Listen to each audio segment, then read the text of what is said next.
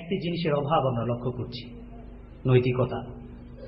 যে কারণে তোমরা পত্রিকা দেখেছ যে বুশ তার জনপ্রিয়তা হারিয়েছে।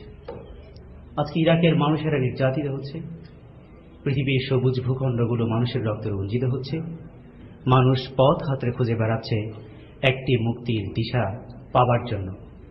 কোথাও কি কোনো মুক্তি নেই?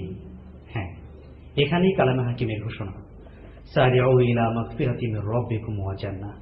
তোমরা দ্রুত বেগে ধাবিত হও তোমাদের প্রভুর দিকে, সেই পথের দিকে যে পথ, সেই জান্নাতের দিকে যে জান্নাত আসমান এবং পৃথিবী সমান বিস্তৃত।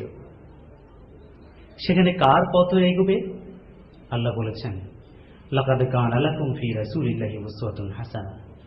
রাসূলের জীবনেই তোমাদের শ্রেষ্ঠতম আদর্শ, তোমাদের জীবনের প্রতিটি ক্ষেত্রে অনুসরণ করার জন্য। আমরা বিখ্যাত মনীষী জর্জ বার্নার্ড শোর কথা জানি।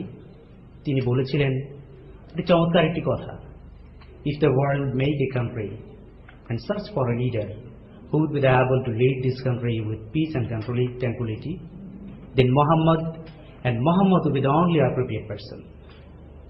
এই স্বীকৃতি মুসলমানদের দেয়া নয়, এই স্বীকৃতি একজন খ্রিস্টানের দেয়া।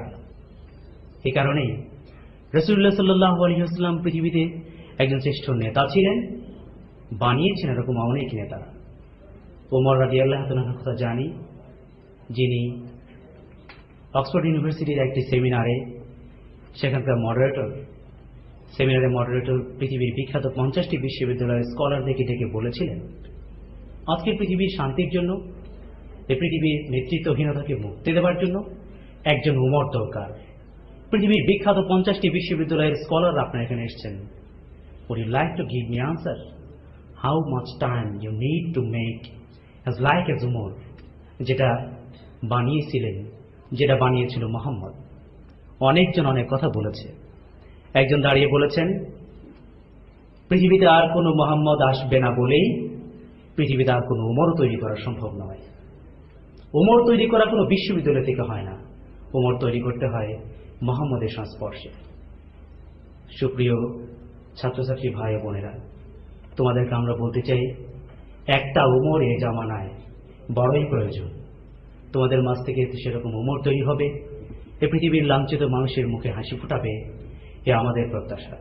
আল্লাহ হাফিজ। আসসালামু আলাইকুম ওয়া রাহমাতুল্লাহি ওয়া বারাকাতুহু।